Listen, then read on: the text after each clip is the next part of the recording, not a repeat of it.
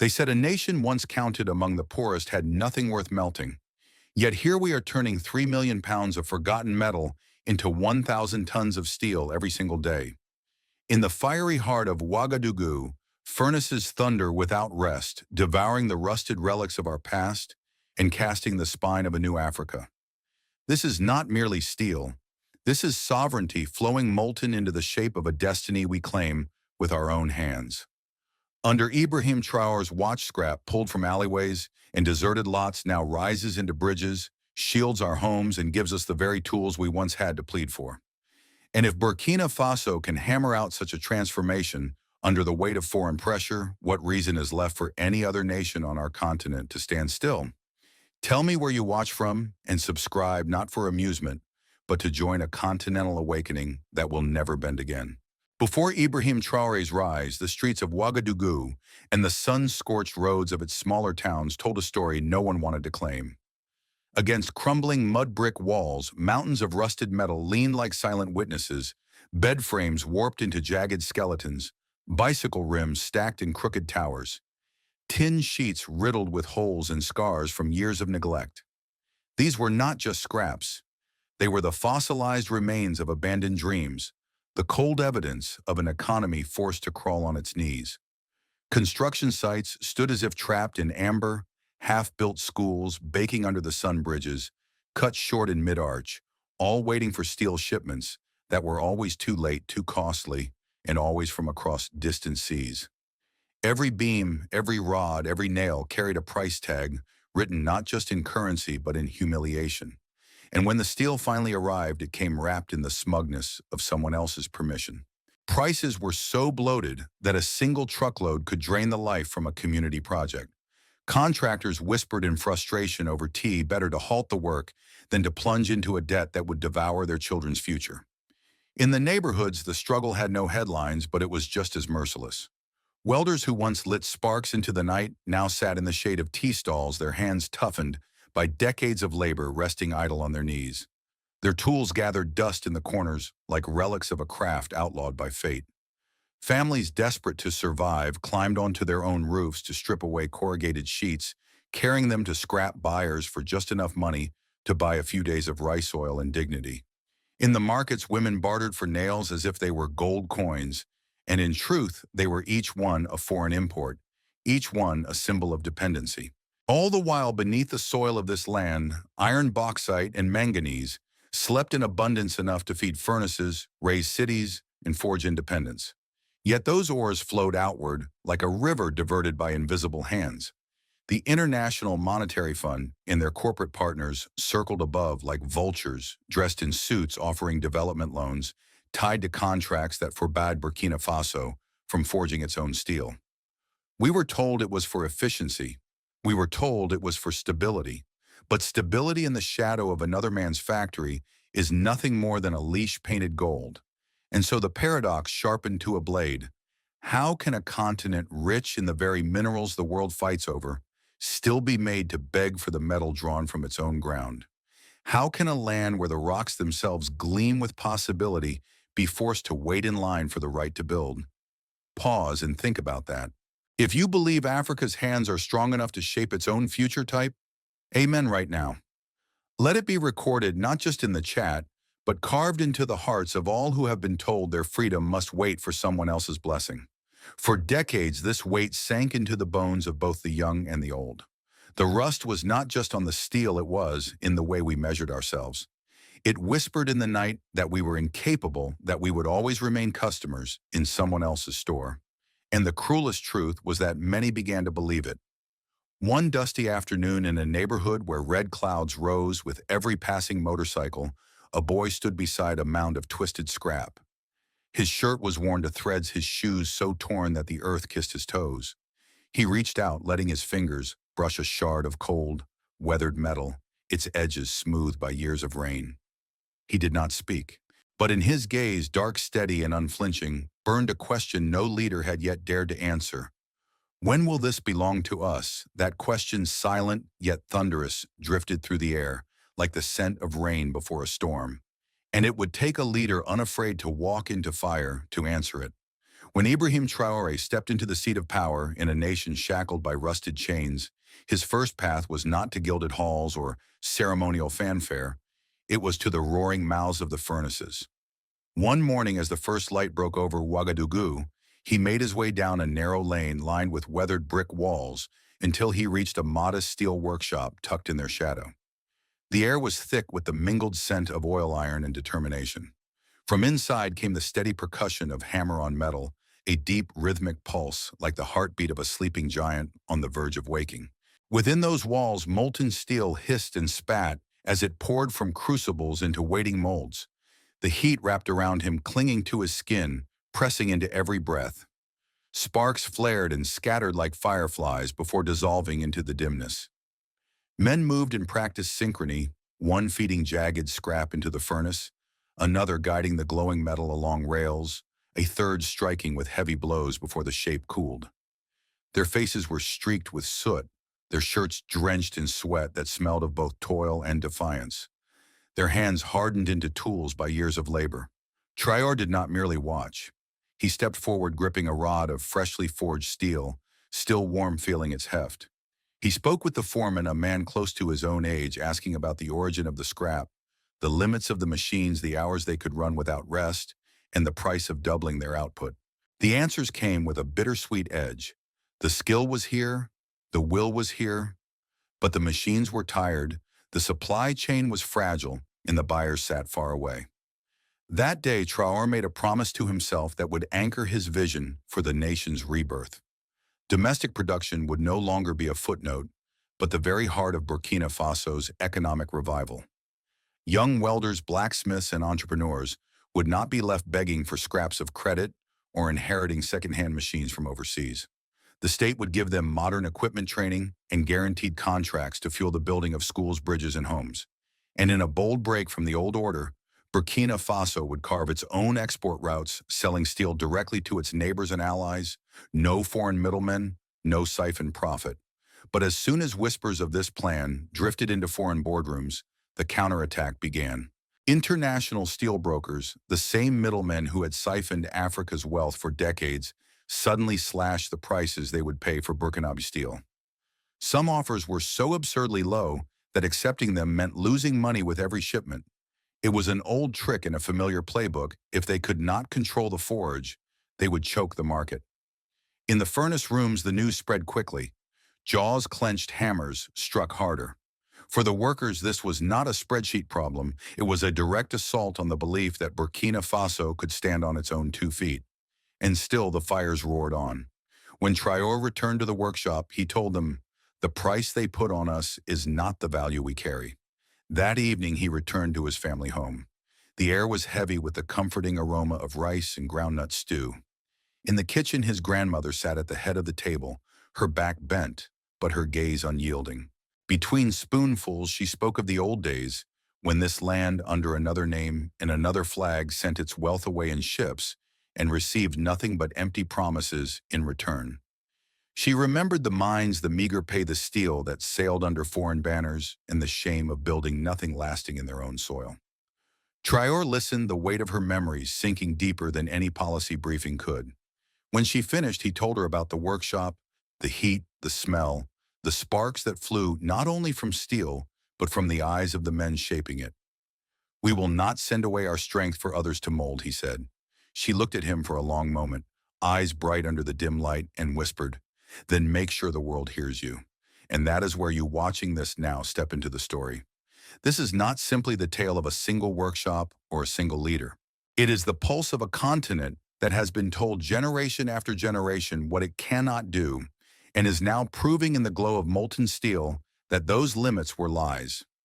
Share this message not for my voice or these images, but so the hiss of the furnaces and the thunder of the hammers echo beyond these walls until the whole world understands Africa can make what it was told it could only buy. The first sparks have already flown, and once they meet the wind, no power on earth can keep them from becoming a fire. The factory no longer knew rest. Day bled into night and night into day, with the furnaces roaring like unbroken storms, never surrendering their fire. Even under the cold gaze of the stars, the air above the compound shimmered with heat, a wavering halo visible from streets away. The deep metallic hum of the machines became the heartbeat of Ouagadougou's industrial quarter, steady, unyielding, alive. Shift whistles pierced the air every 8 hours, summoning new crews like the pull of the tide, and the very ground seemed to tremble beneath the weight of a reborn nation. Inside the rhythm was merciless in its beauty.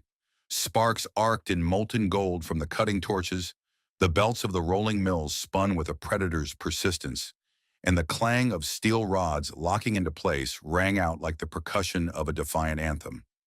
Teams of workers moved as if choreographed by the forge itself, one feeding jagged scrap into the shredder, another guiding rivers of molten metal into precise molds, another stacking the cooled bars onto pallets destined for construction sites and ports. This was a performance without intermission, and from it came a figure no one in Burkina Faso had dared to speak aloud before: 1,000 tons of steel every single day. That number was more than an achievement. It was a declaration carved in fire. 1,000 tons meant bridges rising without waiting for a cargo ship from a foreign port. It meant schools climbing skyward without the humiliation of imported beams. It meant roads, hospitals, and homes built with steel that belonged to us from the first spark to the final nail. And it meant, for the first time in living memory, that Burkina Faso no longer existed as a guaranteed revenue line for foreign steel giants who had built empires on our dependency. Far beyond West Africa's borders, this transformation was noticed, and it was not welcomed with applause. In one European capital, a diplomat confided to a journalist off the record, "If they keep this up, they won't need us anymore." Intended as a warning in Ouagadougou, those words would have been toasted as a victory. Yet unease abroad soon began to solidify into subtle resistance. Whispers of new tariffs, unexplained delays in international bank transfers, and sudden quality concerns conveniently timed to slow exports. But Burkina Faso was not standing alone. The steady roar of its furnaces drew not just buyers but brothers. From Mali rolled in a convoy of contractors, their trucks rattling over the border to load steel for housing projects in Bamako. From Niger came engineers seeking rails for long-neglected tracks, shaking hands with Burkinabe foremen over blueprints spread on the hood of a dust-covered pickup. Deals were sealed not in sterile boardrooms, but in the heat and clang of the loading docks, where steel struck steel and drowned out the distant murmur of disapproval. These were not mere transactions. They were the first strands of a stronger fabric weaving together the economies of West Africa on our own terms. Every ton that crossed a border carried more than its physical weight. It carried proof that unity and shared effort could outbuild centuries of division and subjugation. And still the paradox loomed like an elephant in the open market. Why does our prosperity make others so uneasy? Why is it that our rise is labeled instability while our suffering is called partnership? This is not a question to be asked in anger alone, but with the unshakable resolve to change the answer. The workers already knew the truth in their bones.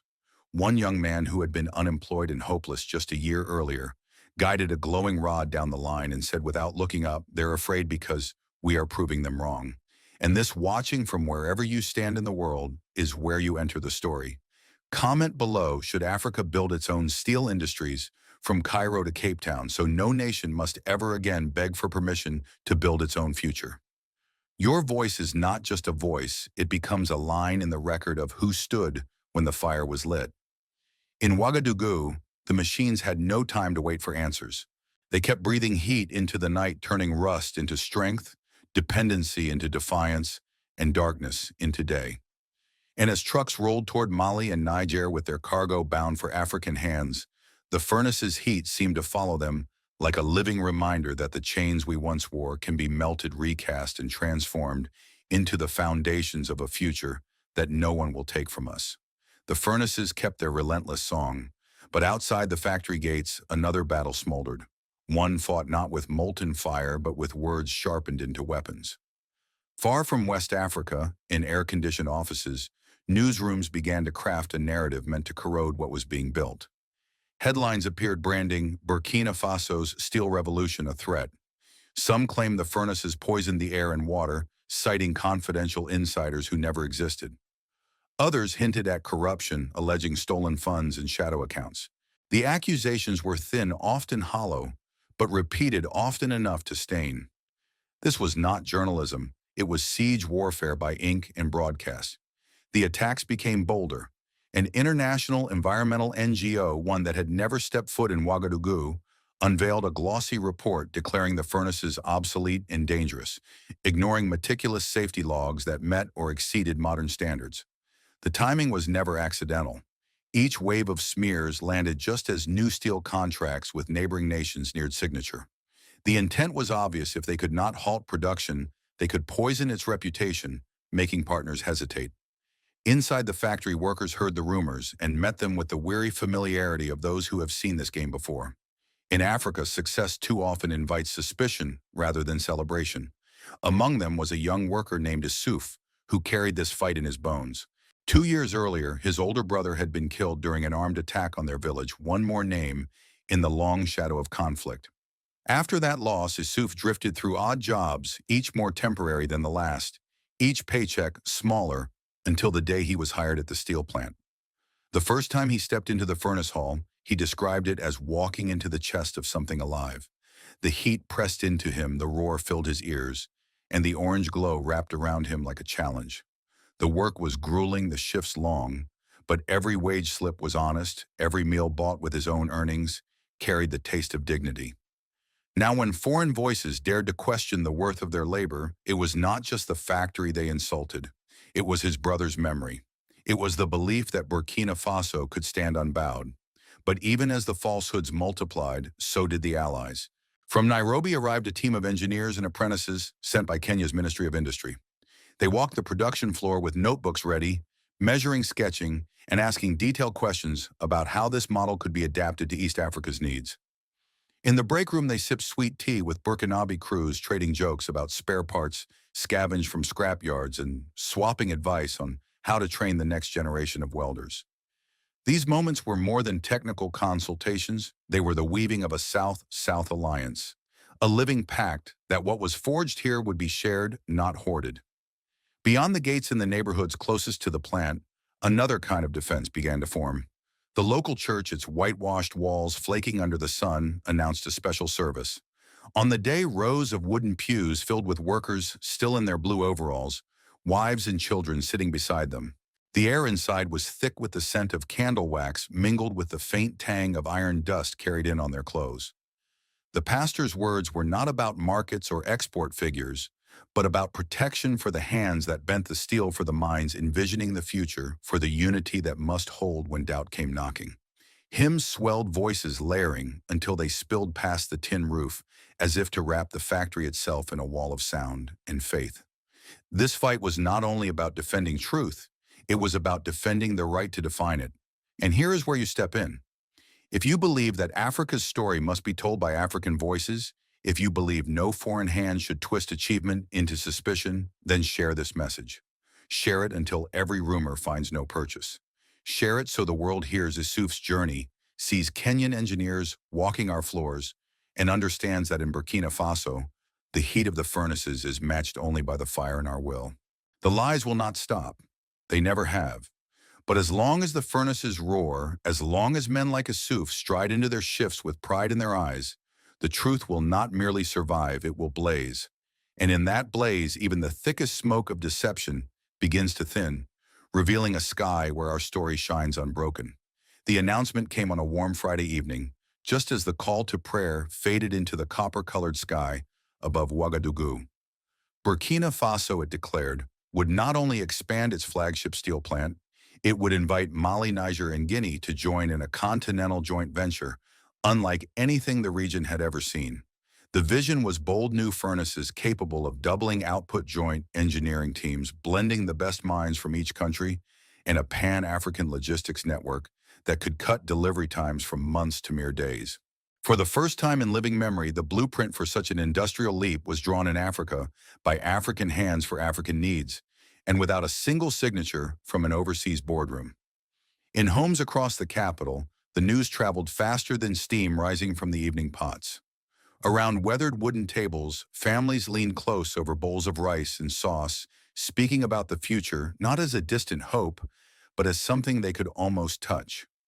Mothers spoke with pride of sons accepted into training programs at the plant. Fathers imagined their daughters overseeing the new accounting offices, signing export contracts that carried African steel to African ports. Under the hum of single light bulbs, uncles debated which countries might be next to join, while grandparents listened in silence, their smiles holding the quiet knowledge of people who had lived through days when such dreams were dismissed as impossible. But boldness has always stirred the old winds of interference. A month later, under the high ceilings of a regional economic summit, Ibrahim Traore walked into a hall thick with both anticipation and calculation. Around the U-shaped table sat African leaders, but interspersed among them were the well-pressed suits of the International Monetary Fund, the World Bank, and several Western governments whose flags had once cast long shadows across African soil. Midway through the agenda, a proposal was placed before Burkina Faso. Draped in the language of friendship, it offered generous loans and technical support for the expansion. But buried deep in the fine print lay the real cost: foreign oversight of production quotas, veto power over where the steel could be sold, and a requirement that every overseas shipment pass through approved intermediaries, none of them African. The implication was as cold and heavy as raw iron before it hits the fire. If Burkina Faso wanted their help, it would have to surrender control. The hall fell still, the faint hum of the air conditioners suddenly louder than the murmur of voices. Traore pushed back his chair, the sound echoing across the polished floor, and stood. His voice needed no microphone. It carried on the weight of conviction. "We do not forge steel to trade it for new chains," he said, each word sharp enough to cut the diplomatic fog. "We melt the rust of the past to build a future that belongs to us. If your help truly comes without strings, then cut those strings from your offer. If you cannot, then carry it back with you." Silence pressed in. Then from one end of the table, a ripple of applause began Mali's delegation, first followed by Niger, then Guinea. Soon half the African seats were clapping their hands, echoing off the stone walls. The others sat still, some wary, some calculating. Across the table, the foreign officials did not move, their lips tightening almost imperceptibly. Traore's gaze fixed on them. "If your help has no conditions, why does it arrive with the keys to lock us in?" His eyes swept the room, landing on leaders who had grown up in a world that told them they needed permission to act. "How can you claim to build with us when the first thing you demand is the right to take our decisions away?" The questions hung in the air unanswered. They were not only for the delegates in that hall, they were for you watching this. If you believe no nation should have to trade its sovereignty for the tools to build, write the name of your country followed by the word "rise" in the comments. Let this page become a living map of a continent and a world standing together. The meeting moved on as such meetings always do, but something unspoken had shifted. Outside, beneath the palms lining the conference courtyard, African delegations gathered in small clusters. Their voices carried plans for similar ventures at home, projects that would not bow to the invisible hands of assistance. And back in Ouagadougou, families gathered over their meals, unaware of the exact words spoken in that distant hall, but feeling in their bones that something vital had been safeguarded. The blueprint was no longer just for steel. It had become a blueprint for the spine of a continent, one learning at last to stand taller than it had in centuries. Steel is not simply metal. It is the backbone of sovereignty, the unshakable frame that holds the dignity of a people upright. In every beam drawn from the furnace's fire, in every rod loaded onto a truck bound for our own towns and our own neighbors, there is a piece of our future that will not bow. When you hear Burkina Faso latest news, when the name Ibrahim Traore is spoken with tones of both hope and unease, remember this is not a contest of production numbers. This is about the right to decide what we build, how we build it, and for whose benefit it will stand. This revolution was not born in a conference room. It began in the dust and rust, in the calloused hands of workers who refused to let their craft be buried under neglect. It began when Ibrahim Traore stepped into the blistering heat of a modest workshop and chose to invest in the people over the approval of foreign capitals. It grew in the unbroken roar of machines that turned the forgotten into the unshakable night after night. And today it stands as living proof that Africa's resources in African hands can forge not only wealth, but the truest form of freedom. But freedom is never a finished sculpture. It must be guarded as fiercely as it is crafted. For every ton of steel that leaves our gates, there will be whispers telling us where it may go and under what terms. For every alliance we form with our neighbors, there will be hands reaching in the dark to pull those bonds apart. The powers that once chained us in the open now move in shadows, working to make us undo ourselves. If we are not vigilant, they will succeed not by breaking our furnaces, but by fracturing our unity. That is why the story you have heard today is bigger than Burkina Faso latest news. It is the story of every African nation told its only purpose was to dig mine and ship and then buy back the finished goods at twice the price. It is about Mali, Niger, Guinea, Kenya, and far beyond. It is about a continent long underestimated, yet stubborn enough to build a future too strong to dismantle. And it is about you, whether your feet stand in Dakar, or Detroit, Accra, or Atlanta, Johannesburg, or Kingston. Picture it, the first light of dawn spilling across Ouagadougou, piercing the morning haze. That light catches on the steel columns of a new bridge, making them glow like embers frozen in solid form.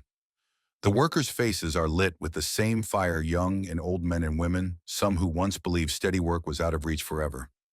Children gather at the site's edge, eyes wide, watching the beams rise into the sky, their gaze reflecting both sunlight and the vast horizon of possibilities. This is not merely construction.